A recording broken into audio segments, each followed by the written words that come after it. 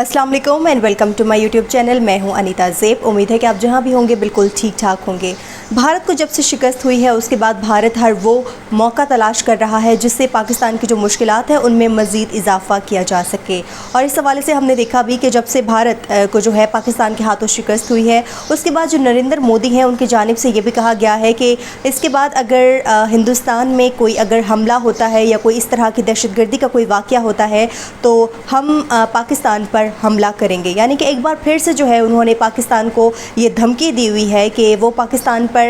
फिर से जो है वो हमला कर सकते हैं। हालांकि जो कुछ हुआ उसके बाद नरेंद्र मोदी को जो है वो सबक सीख जाना चाहिए, लेकिन इसके बावजूद वो पाकिस्तान को जो है वो हर मुमकिन कोशिश कर रहे हैं कि पाकिस्तान को किसी तरीके से दुनिया के सामने या फिर उनके जो दोस्त ममालिक हैं उनके सामने शर्मिंदा किया जा सके। अब ये बात करने का मकसद ये है कि आप जानते हैं कि पाकिस्तान हमेशा से हर मुल्क के साथ अमन का ख्वाह है और वो चाहता है कि हर मुल्क के साथ जो उनके ताल्लुकात हैं वो बेहतरी की जानिब जाएँ। और इस हवाले से जो चाइना है वो पाकिस्तान का एक बेहतरीन दोस्त है और ये तमाम तर जो एक जंग का माहौल रहा है इसमें चाइना ने पाकिस्तान की बेहद मदद की है। और इसके बाद हमने देखा कि पाकिस्तान भी चाहता है कि चाइना के साथ मिलकर जो है वो आगे अपनी इकॉनमी को बेहतर किया जा सके। और इसके साथ साथ हमें नहीं भूलना चाहिए कि पाकिस्तान ने अभी रिसेंट ही जो है वो चाइना के जो नुमाइंदे ख़ुसूसी हैं और जो पाकिस्तान के नुमाइंदे ख़ुसूसी हैं दोनों ने मिल के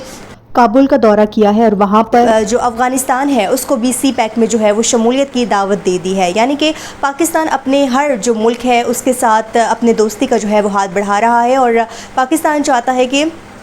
उसकी जो मुश्किलात हैं उसमें मज़ीद इजाफा ना हो। यानी कि पाकिस्तान का इस वक्त जो फोकस है वो सिर्फ़ और सिर्फ अपनी इकॉनमी पे है कि वो किस तरह से अपने मुल्क की जो मैशत है उसको बहाल कर सके, उसको बेहतर कर सके और जो आवाम है उसके लिए रोज़गार के मौक़े पैदा कर सके। लेकिन इस तरह से हम देख रहे हैं कि पाकिस्तान के लिए दूसरी जगहों पर भी बहुत ज़्यादा चैलेंजेस जो हैं वो मौजूद है और इसमें एक भारत है वो पाकिस्तान के मुश्किलात में जो है वो इजाफ़ा कर रहा है। अब इस हवाले से जो नई डेवलपमेंट सामने आई है कि जो भारत के जो वज़ीर ख़ारजा हैं जयशंकर, उन्होंने जो अफ़गानिस्तान के जो वज़ीर ख़ारजा हैं मौलवी अमीर ख़ान मुत्तकी उनसे टेलीफोनिक गुफ्तगू की है। और ये टेलीफोनिक गुफ्तगू जो है ये बहुत इंपॉर्टेंट है और इस लिहाज से भी अहम है कि इस वक्त जो पाकिस्तान है वो चाइना के साथ जो है वो अफ़गानिस्तान में इंटरेस्ट शो कर चुका है। यानी कि चाइना को उसने एतमाद में लिया है कि अफ़गानिस्तान की जानिब से जो भी दहशतगर्दी के वाक़यात हैं उनमें जो है हमें अब कमी देखने को मिल रही है, तो इसलिए हमें मिलकर जो है वो सी पैक का मनसूबा अफ़गानिस्तान तक ले जाना चाहिए और अफ़गानिस्तान को इसमें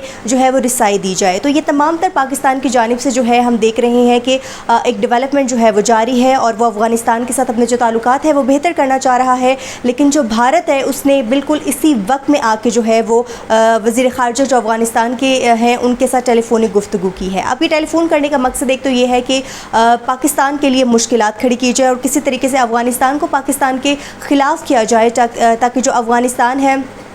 उसके जो ताल्लुकात हैं वो पाकिस्तान के साथ ठीक ना रहें। अब जो वज़ीर ख़ारजा हैं जयशंकर, उन्होंने जो अमीर ख़ान मुत्तकी हैं उनको फ़ोन करके एक तो पहलगाम वाक़े पर जो अफ़गानिस्तान की हुकूमत की जानिब से मज़म्मत की गई थी, मैंने आपको बताया था कि जब ये वाक़या पेश आया था तो जो अफ़गानिस्तान की हुकूमत है उनकी जानिब से जो है वो मज़म्मत की गई थी बाकायदा तौर पर कि जो दहशतगर्दी का वाक़या है ये नहीं होना चाहिए था और इसमें बाकायदा तौर पर जो है वो पाकिस्तान का साथ नहीं दिया गया था, सिर्फ़ और सिर्फ जो है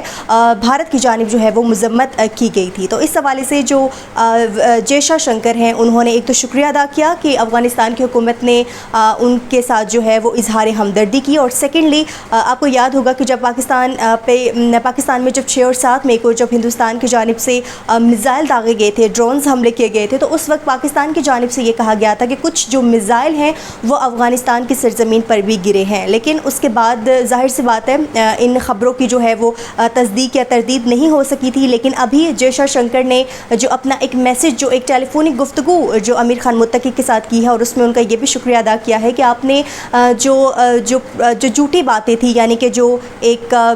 ख़ित्ते में जो एक झूठा प्रोपेगेंडा किया जा रहा था, आपने उस पर कान नहीं धरा और इसलिए हम आपके शुक्रगुज़ार हैं। यानी कि वो ये कहना चाह रही हैं कि जो मिज़ाइल की जो बातें की गई थी कि अफ़गानिस्तान में गिरे हैं उन बातों में कोई सदाकत नहीं थी और इस हवाले से जो अफ़गानिस्तान है उन्होंने इस पर कान नहीं धरे। تو یہ جو ٹیلی فونک گفتگو ہوئی ہے یہ اس لحاظ سے بہت زیادہ امپورٹنٹ ہے کہ جو ہندوستان ہے وہ اس وقت یہی چاہتا ہے کہ جو افغانستان ہے اس کے جو تعلقات ہیں وہ پاکستان کے ساتھ بہتر نہ ہو، کیونکہ میں نے جیسے کہ آپ کو بتایا کہ اس وقت جو پاکستان ہے